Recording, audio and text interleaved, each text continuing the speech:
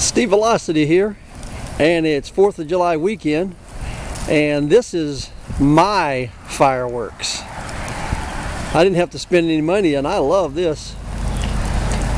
Something peaceful about a fire. And I'm feeling the heat, and I'm standing all this way back here. Woo-wee! Anyway, this is a great fire.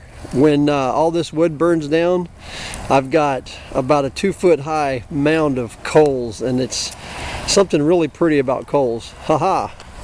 I also have to be a good fireman here and keep track of everything. As you can see, whew, don't want to damage the camera, but it's hot. Whoo, doggy!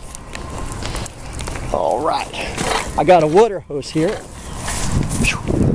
Oh, baby.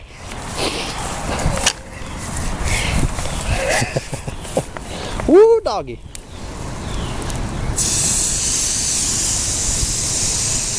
So, we'll keep the ground a little wet around it.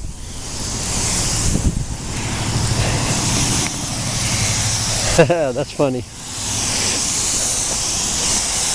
All right, that's what I call a fire.